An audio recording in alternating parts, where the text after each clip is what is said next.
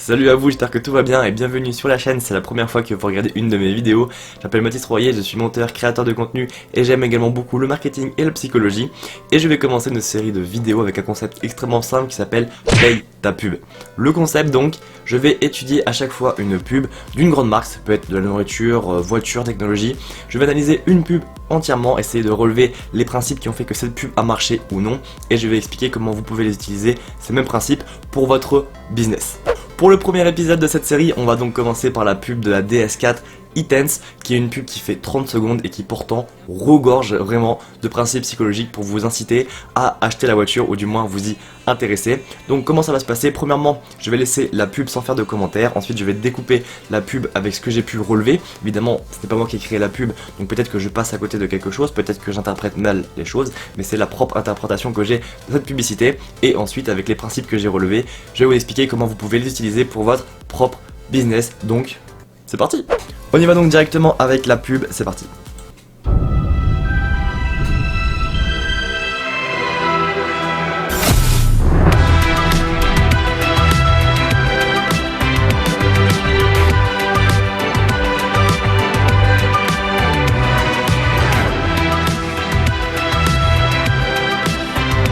DS4 e-Tense, quand la technologie rêve de voyage. Essayez DS4 e-Tense hybride rechargeable. Prenez rendez-vous sur dsautomobile.fr. Voilà donc pour la pub de la DS4 e-Tense. Donc maintenant on va la repasser et je vais essayer d'analyser les choses que j'ai pu relever. Premier point, on peut voir directement l'apparition du logo de DS Automobile dès le début de la publicité. Je vais pas dire que c'est assez rare, mais toutes les marques ne le font pas. La plupart des marques font en sorte que le consommateur, le spectateur, reconnaisse la marque avec un aspect visuel, un son, etc. Là, DS décide de mettre directement le logo dès le début de la publicité pour savoir qu'on va parler de DS. On voit également en arrière-plan, donc deuxième point, un plan qui est très grand, qui est assez sombre, synonyme en fait d'immensité et de liberté, un plan assez large comme ça. On a l'œil qui est attiré, on a cette sensation de liberté, d'intensité, d'immensité, avec quand même la voiture qui est visible sur une longue route droite. Il n'y a vraiment rien d'autre, d'accord, il n'y a que la route et la voiture, encore une fois pour ce sentiment de liberté. On a également la scène de nuit en fait qui va apporter, renforcer le côté lumineux, et là comme on vient de le voir à l'instant même, là la femme qui rentre dans la voiture et on a l'allumage des feux, on a l'éclairage des feux, simplement car en fait cet éclairage fait un petit peu la transition avec le vrai début de la pub. C'est j'allume les phares, j'allume la voiture, ok c'est parti, on y va. En plus c'est bien filmé de face, comme ça met en valeur voilà, le côté agressif de la voiture, car les phares sont quand même plutôt pas mal, en tout cas je trouve qu'ils sont plutôt pas mal.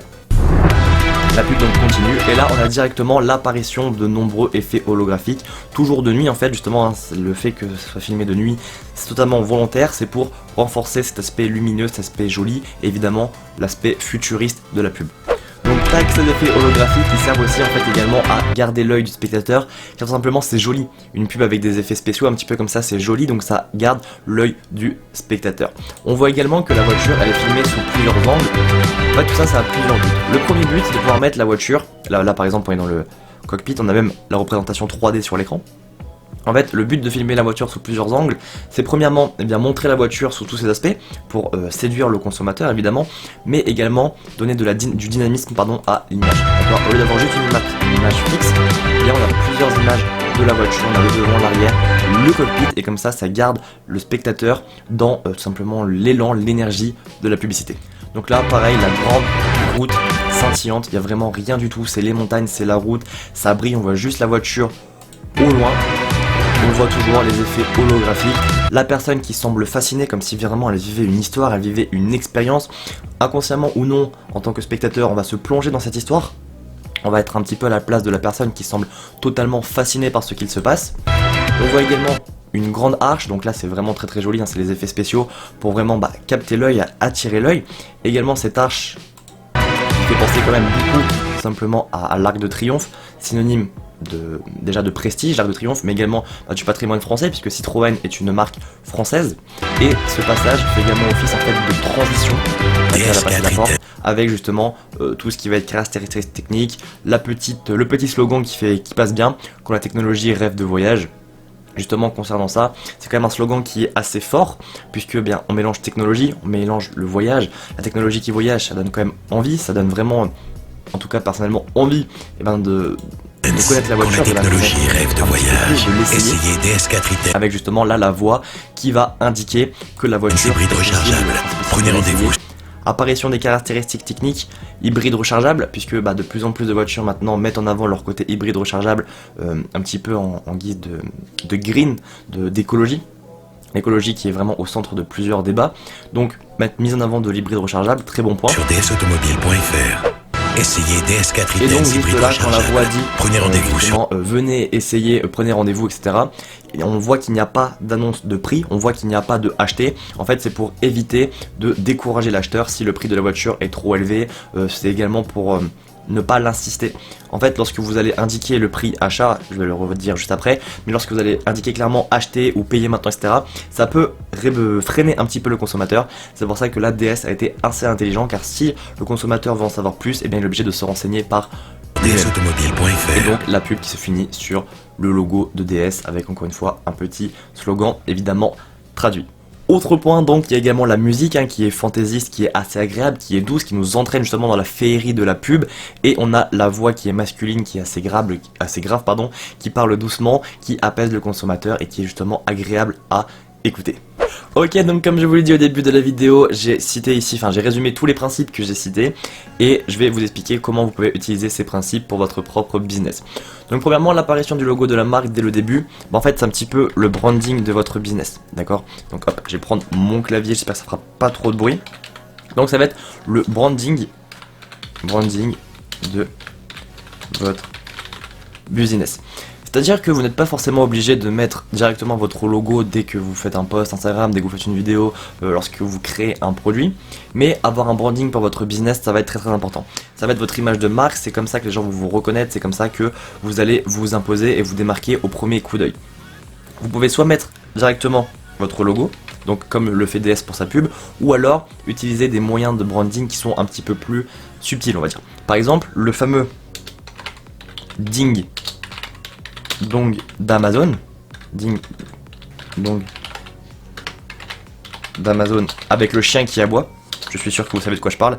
Avec le chien tout simplement. Et on sait directement que ça va être Amazon en fait. On a tellement écouté la pub, on sait tellement que ça va être Amazon, que même sans voir le logo Amazon, on entend un ding dong, on entend un chien, et on sait que ça va parler d'Amazon. Donc ça c'est un exemple de branding qui est très très très puissant. Ensuite le grand décor avec une sensation de liberté, d'immensité, avec quand même la voiture visible. Ça, c'est pour travailler l'imagination. C'est pour travailler. Je vais plutôt le mettre plus simplement. Égal. Imagination.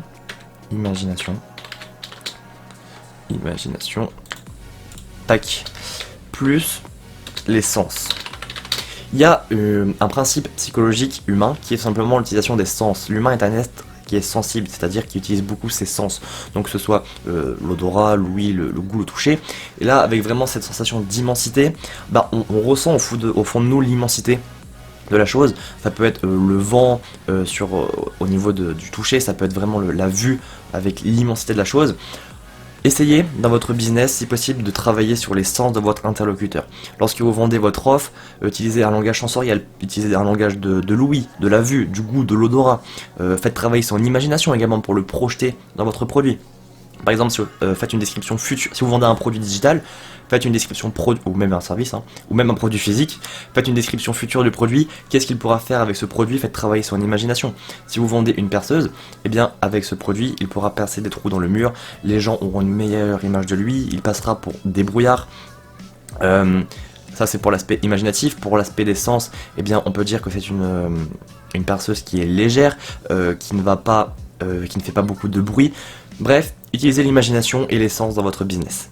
La scène de nuit pour accentuer les effets lumineux, tout simplement en fait pour l'œil, pour que ce soit joli, pour que ce soit agréable. Donc il n'y a pas spécialement grand chose à dire dessus, c'est juste en fait un petit peu un effet de mise en scène. N'hésitez pas dans votre business à mettre du storytelling, raconter une histoire justement.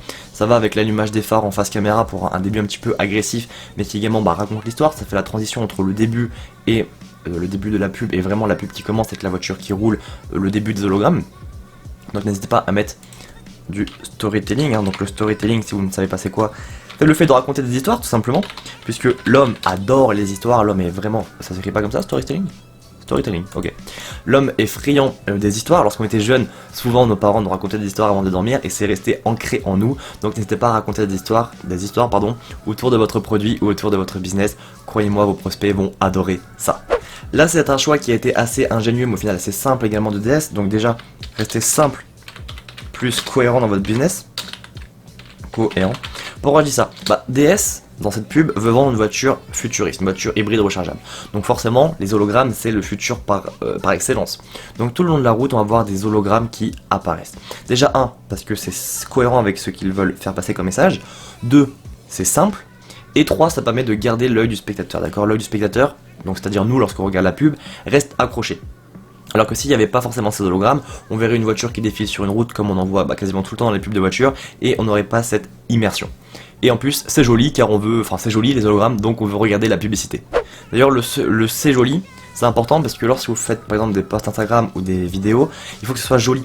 Si ce n'est pas joli ce que vous faites, je suis désolé de dire ça, mais les gens ne vont pas partager, les gens ne vont pas forcément liker. Si votre post Instagram pique les yeux, les gens ne vont pas regarder. Si vos vidéos YouTube ou publicitaires ne sont pas belles, la musique est mauvaise, la qualité est mauvaise, les gens vont passer et vous n'aurez pas de résultats. Donc si vous avez besoin en tout cas de vidéos professionnel, n'hésitez pas à m'envoyer un message à contact@mathysroyer.com et on pourra discuter ensemble de votre projet. Le lien de ma page vitrine est dans la description. Si vous avez besoin justement de montage vidéo, on peut sûrement trouver quelque chose pour faire péter votre business. Ensuite là, on va donc jouer sur le dynamisme. Rien n'est plus horrible en fait au final que d'ennuyer le prospect, d'accord? Il faut toujours qu'il soit entre guillemets en mouvement intellectuel, qu'il soit avec vous dans ce que vous vendez. Là en faisant ça, en filmant la voiture sous plusieurs angles, déjà DS comme je vous l'ai dit met la voiture en avant, elle la monte, DS monte la voiture sous plusieurs angles, mais également elle va créer du dynamisme. La vidéo va être dynamique avec justement des changements d'angle et donc ça va garder le spectateur accroché. Alors que regarder une voiture qui roule sur une route toujours dans le même angle, c'est très vite chiant et la règle d'or c'est ne jamais ennuyer un prospect. D'ailleurs, petit aparté, mais cette règle marche aussi beaucoup en séduction. Au final, la vente et la séduction, c'est presque pareil.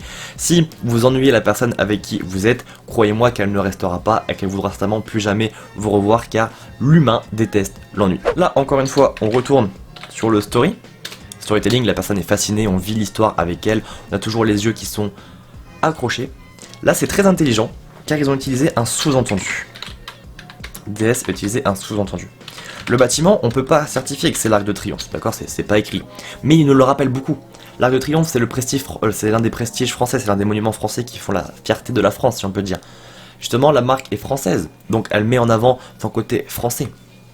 Et en plus, on offre une transition de la vidéo entre guillemets cinématique à vraiment la voix qui parle avec le slogan et les caractéristiques. Donc en fait, ce passage-là, il est vraiment plein de sous-entendus, plus il fait office de transition.